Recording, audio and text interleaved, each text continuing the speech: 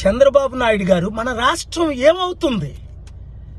ఈ వయసులో కూడా మీరు టీడీపీ కార్యకర్తలకు బుద్ధి చెప్పలేరా? 13 లక్షల కోట్ల అప్పు, 1 కోటి మంది నిరుద్యోగులు. మీరు ఎలా గెలిచారో, ఎలా ఈవీఎంలు ట్యాంపర్ చేయించారో అని మీకు తెలుసు, నాకు తెలుసు, జగన్కు తెలుసు, ఎమ్మెల్యే కార్యకర్తలకు తెలియదు. ఇప్పుడు అభివృద్ధి చేద్దామా వద్దా? అప్పులు తీర్చుదామా వద్దా? కంపెనీలు మీరు స్పెషల్ స్టేటస్ తీసుకొద్దామా వద్దా?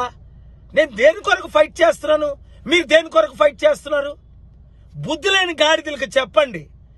జగన్ దాడులు చేయించినప్పుడు లేదా వాళ్ళ కార్యకర్త ఎన్నిసార్లు ఖండించాను, పోలీసులు ఖండించాను. మీరేమన్నారు? ఆయన అనాది, నేను కక్ష తీర్చుకొని అన్నారు. ఇప్పుడు మీ కార్యకర్తలు ఎందుకు కత్తులతో పొడుస్తున్నారు? లా అండ్ ఆర్డర్ మెయింటైన్ చేయలేని మీరు 6 నెలల్లో ముఖ్యమంత్రిగా ఉండరు. నేను చెప్తున్నాను వినండి. అభివృద్ధి బాటలో మనం వెళ్దాం. ఆంధ్రప్రదేశ్ని అమెరికా చేసినట్టు తీర్చిదిద్దాం. 100 అవసరమైతే 1000 కంపెనీలు తీసుకొద్దాం. కోర్టు నుంచి స్పెషల్ స్టేటస్ తీసుకొస్తాను. ఆల్రెడీ మోదీ గారి మీద ఒత్తిడి పెడుతున్నాం. ఎందుకు మనం చేయలేము అభివృద్ధి? ఇలాగ కొట్టుకు చంపుకుంటే ఎవడైనా వస్తాడా? ఇప్పుడు సుడాన్ కానీ, వెనజువేలా కానీ, జింబాబ్వే కానీ ఎవరైనా కంపెనీస్ వస్తున్నాయా? చైనాలో ఎందుకు 1000 కంపెనీలు ఉన్నాయి? మన దేశం కంటే 8 రెట్లు అభివృద్ధి ఎందుకు చైనా జరిగింది? 100 దేశాలకు అప్పు ఎందుకు ఇస్తుంది? మీరు ఒక సీనియర్ లీడర్, ఏం బతుకొచ్చింది మీకు? మీ కొడుకు నడుపుతున్నాడా? ఆ బ్లడీ గవర్నర్కు బుద్ధి లేదా? ఎక్కడ పడుకున్నాడా? Useless governor. ఇమ్మీడియట్ గా ప్రెసిడెంట్స్ రూల్ అయినా తీసుకురావాలి. చంద్రబాబు నాయుడు గారు 48 గంటల్లో ఇంకొక ఘటన జరిగిందా, నేను కోర్టుకెళ్ళి యూఆర్ ఆల్ అన్ఫిట్ అని ఫైట్ చేస్తాను. Be careful. ఆ తర్వాత దేవుడి కోర్టుకి వెళ్తాను.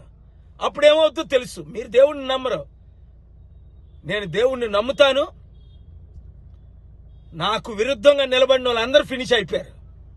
కనుక మంచి చేద్దాం రండి. గతం నేస్తే మీరు ఒక ఫాదర్ ఫిగర్గా మోదీ గారికి పాఠం చెప్పవలసిన మీరు, పెద్దలందరినీ కలపవలసిన మీరు, ఇంత పెద్ద నాయకుడిగా ఉన్న మీరు ఇంత నీచమైన స్థితికి మీ కార్యకర్తలు, మీ పిల్లలు దిగజారిపోయారంటే ఛీ అనిపించుకోకండి. చరిత్రహీనులు కాకండి. ఇంకొక దాడి ఎవరు చేయకూడదని ఆర్డర్ చేయండి. కక్షపూరిత రాజకీయాలు మీకు వద్దని అన్నాడే, మీరు వెనకాల ఉన్నాడు కూడానా? కక్షపూరిత రాజకీయాలు ఆపియండి. రాష్ట్రాన్ని బాగు చేసుకుందాం. నేను మీకు మద్దతు ఇస్తాను.